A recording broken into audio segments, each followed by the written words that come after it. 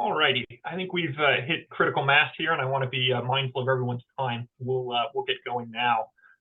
So hello, everybody, and welcome. My name is Noah Chauvin. I am a counsel in the Liberty and National Security Program at the Brennan Center for Justice. I really appreciate you all taking the time to join us today to talk a bit about FISA Section 702 and the Government Surveillance Reform Act of 2023. These are really critical issues that we're going to see a lot of movement on over the next several weeks.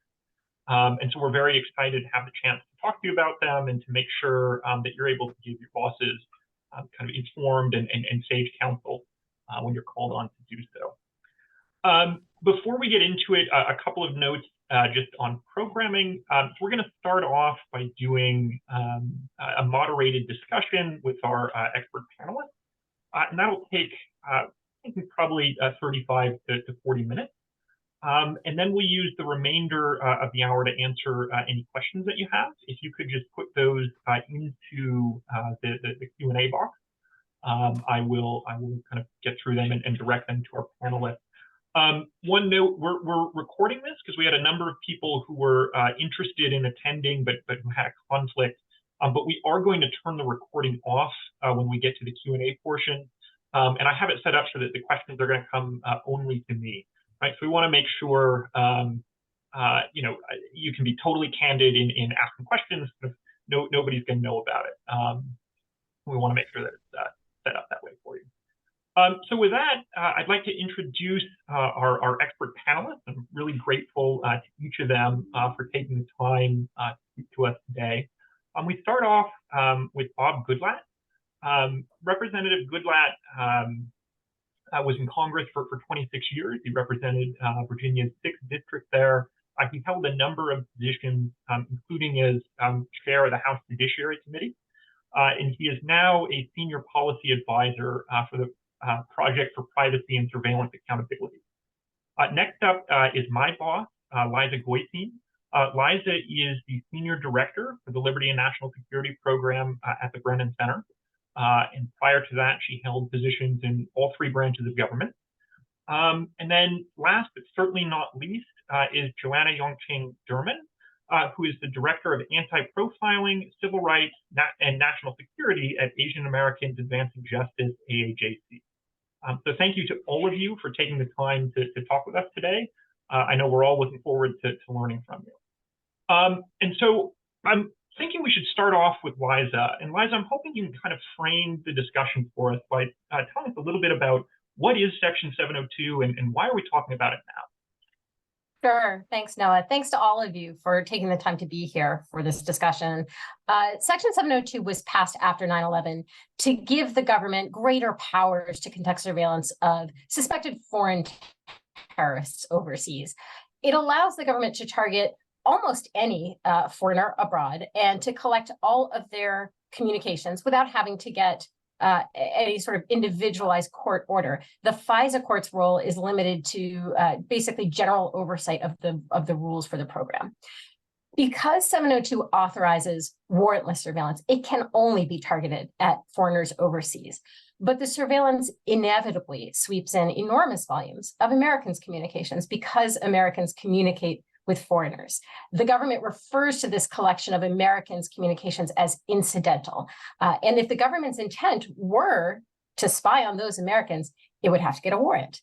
So to prevent the government from using 702 as an end run around the 4th Amendment, Congress did 2 things. It required the government to minimize the retention and use of this incidentally acquired information, and it required the government to certify to the FISA court on an annual basis that it's not using the program to spy on Americans. These protections have proven to be completely inadequate. All of the agencies that receive 702 data, not just the FBI, but the NSA, the CIA, and the National Counterterrorism Center, have procedures in place, which the FISA court has approved, that allow them to search through the data specifically for the communications of Americans. So having certified that they're only targeting foreigners and therefore they don't have to get a warrant, as soon as the data is actually in their hands, they start rummaging through it, looking for Americans' information. This is a bait and switch that drives a gaping hole through the protections of the Fourth Amendment. The FBI conducted 200,000 of these backdoor searches in 2022 alone. And I mean, that's a staggering number. And it really leaves no doubt that what was supposed to be a solely foreign targeted authority has in fact become a very powerful domestic spying tool. Moreover, the FBI has engaged in what the FISA court called persistent and widespread violations of the rules that govern these searches. These violations include some really disturbing abuses, including searches for the communications of 141 Black Lives Matter protesters, more than 19,000 donors to a single congressional campaign, multiple U.S. government officials, journalists, and political commentators, and members of Congress. The government is telling us, the administration is saying that the FBI has cleaned up its act by implementing new training, increasing oversight, and reconfiguring its data systems. And yet, violations are continuing to occur at a rate of approximately 4,000 a year, and that's using the government's own numbers. And the disturbing abuses are also continuing. According to the April 2023 FISA court opinion, since the FBI implemented these new procedures, agents have conducted baseless searches for the communications of a U.S. senator, a state senator, and a state court judge who contacted the FBI to report civil rights violations by a local police chief. So Section 702 is scheduled to expire at the end of December. Given the widespread abuses, several members of Congress from both parties have vowed not to reauthorize the law without substantial reforms to protect Americans' rights. And so that's why we're having this conversation. Thank you very much.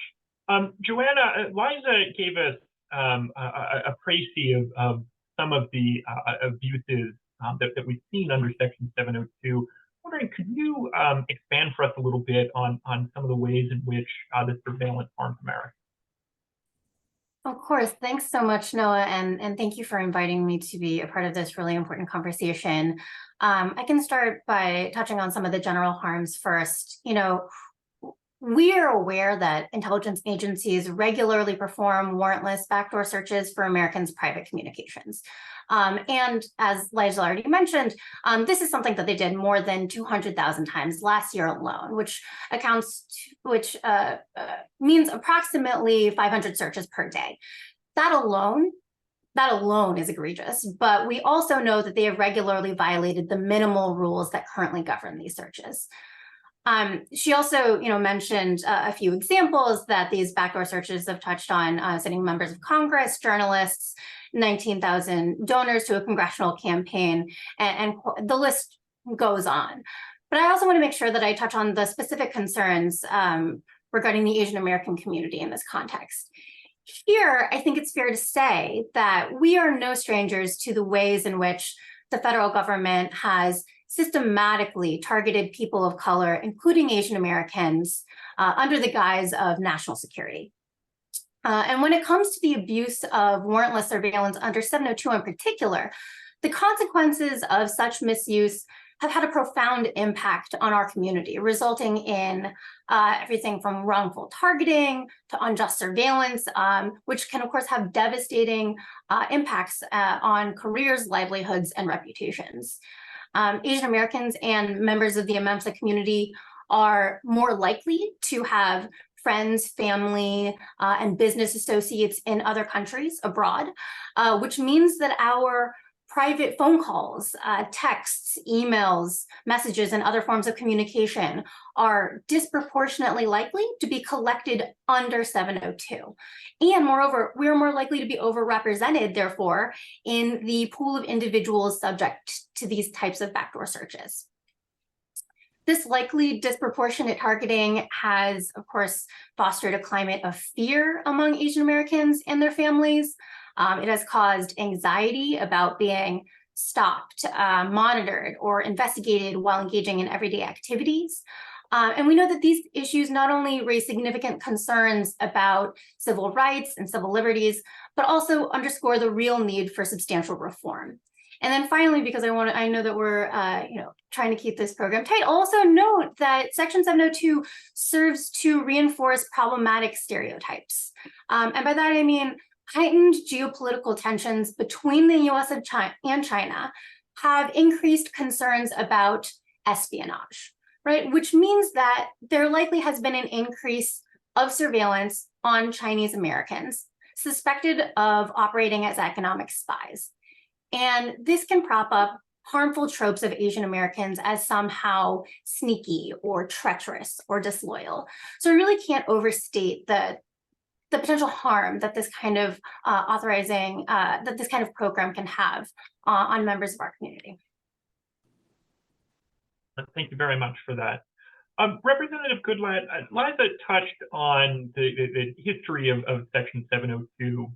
And it's been up for reauthorization a couple of times in the past. In past reauthorizations, there wasn't a lot of fanfare, and there weren't really substantial reforms. Is this year different? And if so, why is that? Well, this year is different. First of all, Noah, thank you and the Brennan Center for hosting this forum for congressional staffers, and thanks to both Liza and Joanna for participating.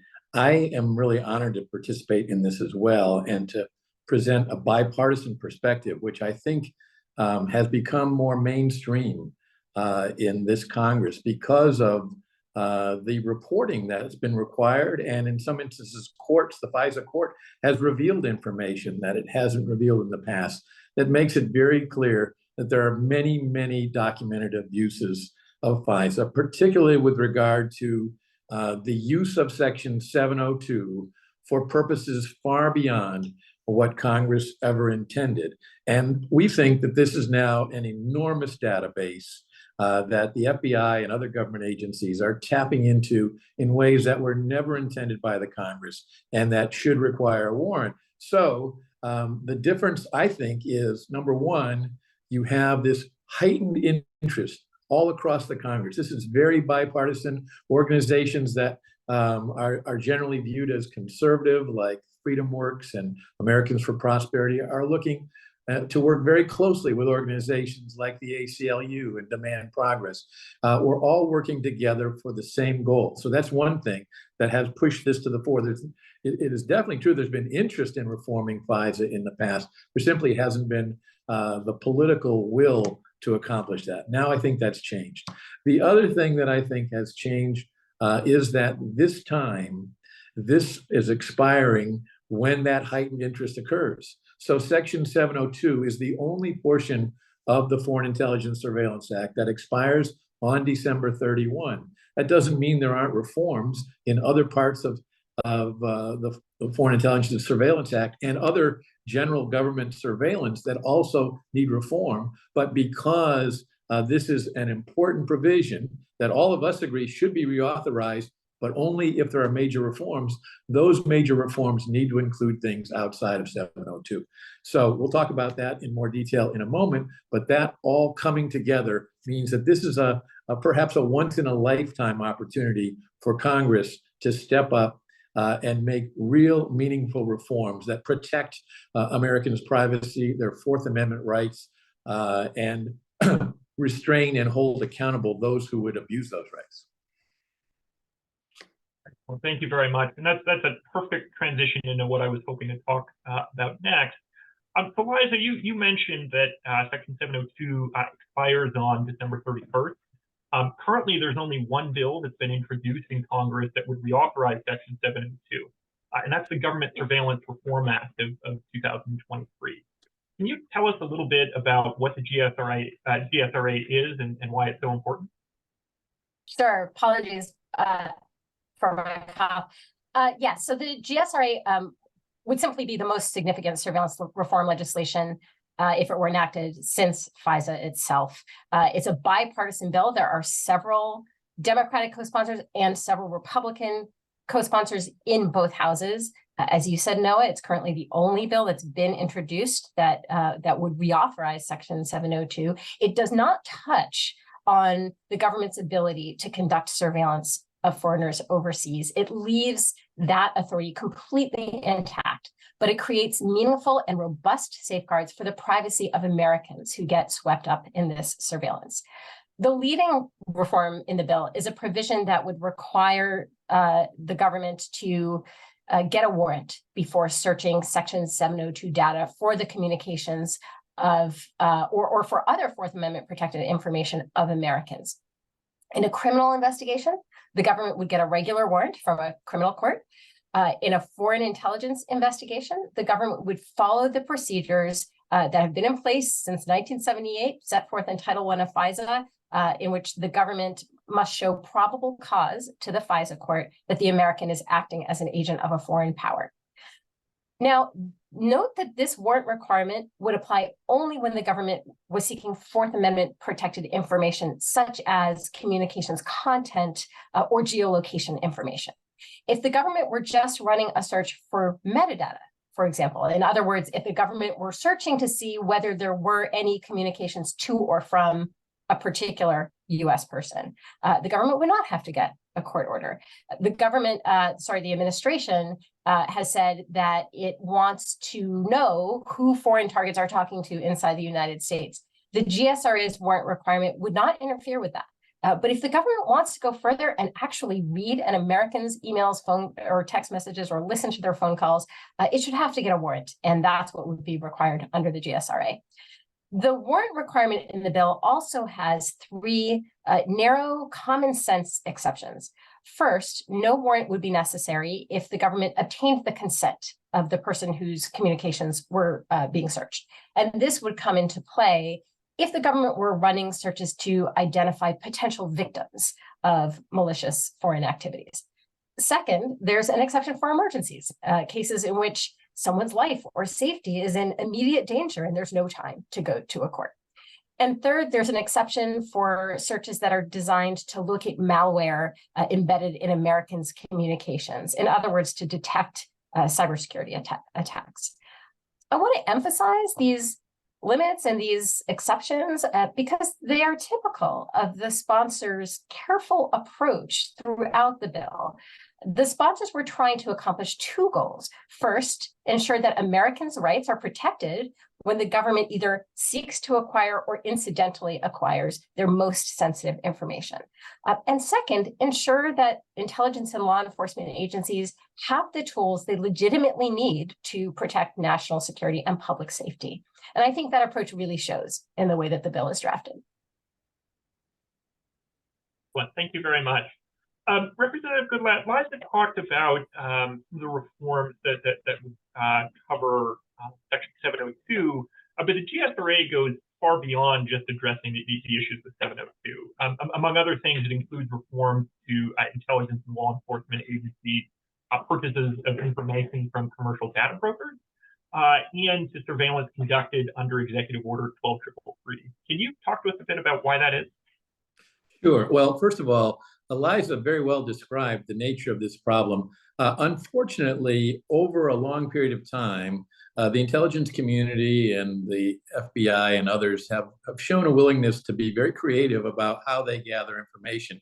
So, for example, 3 years ago, a provision that they said was very important to them, Section 215 of FISA, dealing with business records exception to a warrant requirement, expired. And many in the civil liberties community said, well, that's a good thing because they should be required to get a warrant in most of those circumstances. And we attempted to amend the law to do that, but it didn't happen. And so that provision expired. Well, after that provision expired, you didn't hear a peep about how that was a big problem for them. Why? Because they moved into other areas to gather information.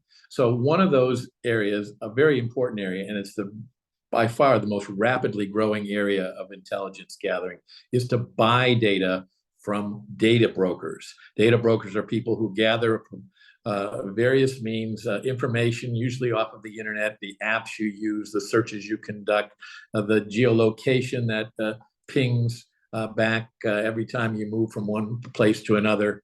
All of that information can be bought, and it's being bought by government agencies, and not just the law enforcement agencies or intelligence agencies. It could be an agency buying information regarding someone's location that they're interested in for their, for tax collection or for a whole host of other reasons, none of which are exceptions to the Fourth Amendment. So we say that there are appropriate circumstances when the government can buy the data, but under most circumstances, they have to have a warrant or another court order in order to buy the data or to access the data if they have a subscription to a data service. So that is why we want to change this, because if you change 702 and some people find it inconvenient to go through the hoops to get information in the 702 database, they might easily turn to purchasing data. They also might use executive orders. Now, the President of the United States is the commander-in-chief, and he's responsible for our national security, and he is surely going to use, as all recent past presidents have done, executive orders to gather intelligence about threats to our country. That's perfectly appropriate, but we simply say, or the authors of this bill say, that when that is done, if the information gathered relates to activities of Americans, people in the United States, particularly citizens, but others as well, under those circumstances, they have to comply with the same standards that they would be complying with under the Section 702 access to that data. So this is a great opportunity because of the expiration of 702 to say, yes, we'll reauthorize 702, but we want reforms of 702. We want reforms of how executive orders work to assure Fourth Amendment protections are utilized there. And we want to be sure that the government is not buying data about American citizens without appropriate authority by using the data purchase as a workaround of the Fourth Amendment. There are other things that should go in. I'll mention one additional. Back when that bill was being considered in 2020, we also wanted to strengthen the FISA court and protect Americans' privacy by making sure that there were representatives in the court who were not working for the FBI and were not the court themselves. In other words, amici who had security clearance but could be in the court to represent not the people that might be the targets of an investigation, but to represent the public's interest in being assured that their privacy is being protected and the Fourth Amendment being honored. And it's limited to areas that are highly sensitive, like people involved in political campaigns, civil rights organizations, religious organizations, and elected officials. So we think that's also an important and very reasonable reform that had 77 votes for it, bipartisan votes in the United States Senate at that time. Unfortunately, that never got across the finish line. Noah, can I jump in and just say a couple of things about what Bob just said, because everything he's pointing out is so important. And I want to emphasize that particularly with respect to the data broker loophole and with EO 12333 surveillance, these are classic examples of the law completely failing to keep up with technology, because there are legal protections that prohibit companies from selling very sensitive government information to the government. The problem is that these laws were written before digital data brokers existed, and so they don't cover the data brokers. So companies that are legally prohibited from selling your personal information to the government can just sell it to a data broker, and they can turn around and sell it to the government. That is a gap that has opened up that Congress needs to close. And again, with EO 12333, the whole reason why FISA and statutory foreign intelligence surveillance is basically limited to what happens inside this country, and overseas surveillance is done only by executive order, is because overseas surveillance, back when this arrangement came about in the 70s and 80s, really didn't affect Americans' privacy very much. That is not the case today. There's international communication is an everyday occurrence, and Americans' digital data routinely travels overseas and is stored overseas. So the impact on Americans' privacy of EO 12333 surveillance today is every bit as great as 702 surveillance. And yet for EO 12333, the government writes its own rules. And as you can imagine, those rules are a lot less restrictive than 702. So I just wanted to emphasize that this is really a very basic, it's sort of constitutional and statutory hygiene for Congress to step in and close these gaps that have opened up because of changes in technology. And Congress has every right to do that because even though executive orders are the province of presidents, Congress can dictate the terms under which those executive orders are framed and operate. And it is entirely within Congress's authority to say that you've got to follow the Fourth Amendment in exercising your rights to use executive orders. Excellent. Thank you both very much. That's really helpful. Joanna, I'm wondering if you can help us put a final point on this, right? We're talking about the kinds of data that government can acquire and the authorities under which they can do it. I'm wondering if you can tell us a little bit about harm caused people inside the United States by government purchases of commercial data or the acquisition of Americans' information under Executive Order 12333. Yes, of course. And I'll start with the data broker piece that you mentioned. So the personal information that the federal government can, again, warrantlessly obtain via data brokers can include a range of things. But for example, when and where certain users visit health clinics, and which reproductive health tracking apps are installed on someone's phone. It can include people's race, ethnicity, gender, sexual orientation, income, and even political and religious affiliations. It can include people's immigration status and other really sensitive information used to pursue immigration violations. And I want to be clear that this harm is not hypothetical. We know that agencies such as the FBI, DOD, DHS have used dubious legal reasoning to justify buying their way around the Fourth Amendment warrant requirements for location information. And furthermore, the DHS Inspector General, the IG, has reported that ICE and CBP have illegally used commercially acquired location information. And ICE specifically refused to stop using it, despite the IG or the Inspector General's recommendation that they do so. Additionally, agencies are evading a range of privacy laws by buying other sensitive information, such as, again, email, metadata, and web browsing history. And I'll just take a moment here to say that compounding the privacy intrusion that results from this accumulation of data, information that is purchased via data brokers is often itself biased and or inaccurate. For instance, research indicates that data about younger populations, people of color, and those living in lower income areas are less likely to be accurate. So just want to, put a finer point on that. And then lastly, we also know that American sensitive information, including information about financial transactions and what appears to be communications data, has been acquired under EL 12333, and that CIA analysts have done warrantless backdoor searches for Americans' communications in those databases as well. Excellent. Thank you very much for that. So, Liza, in talking about all the reforms that are in the GSRA, right? One of the objections we often hear from intelligence agencies is that these kinds of reforms would compromise national security. Is there reason to believe that the reforms in the GSRA would make Americans less safe?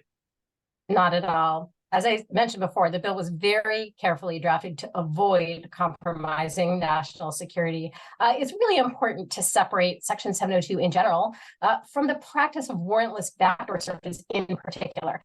Administration officials frequently say that nearly 60% of the president's daily brief comes from or consists of information obtained from Section 702 surveillance. What they don't say is what percentage of the president's daily brief comes from backdoor searches.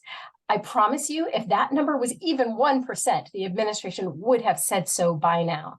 The government has made a strong case that the ability to collect and review foreigners' communications under Section 702 has been a real asset in combating cyber attacks, espionage, and fentanyl trafficking. That is the core functionality of Section 702, and the GSRA leaves this core functionality, the power to collect and review foreigners' communications, entirely intact.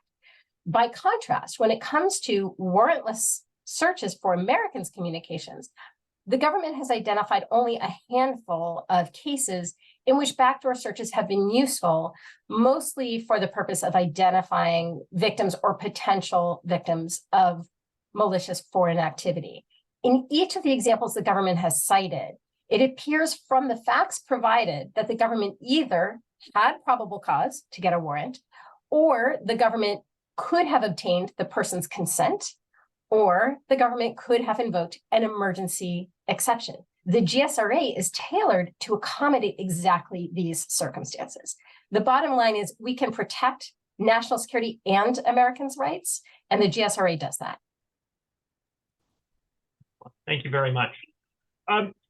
Representative Goodlatte, I want to touch on briefly, and you've really talked about this a bit earlier, but I want to hone in kind of specifically on the GSRA. Right, this is a closely divided Congress. Got narrow, or it's a divided Congress. We've got kind of narrow majorities in both chambers. I mean, is it realistic to expect that the GSRA could become law?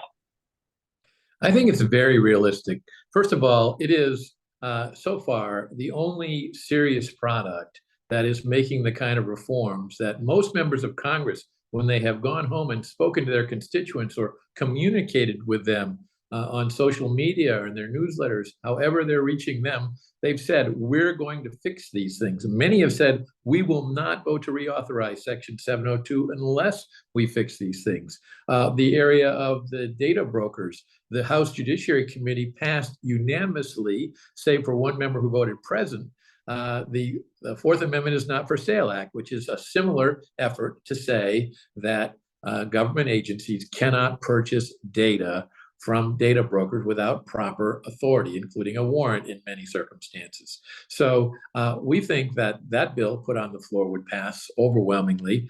But because we have this deadline for Section 702, it should be included in the bill with 702 to assure that people in key positions who may not like it can't keep it out of the end process, which I think would get way more than a 2/3 majority of the Congress, with most Republicans and most Democrats voting for this legislation. So it's an exciting time.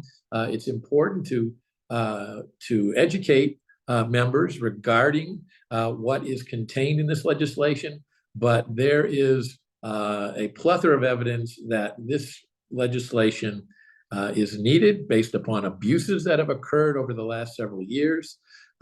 Perhaps the greatest abuses ever in terms of numbers, 3.4 million, what I would call illegal searches of the 702 database, reduced to only 204,000 last year. They have asked for this legislation, and Congress, I think, is going to give it to them.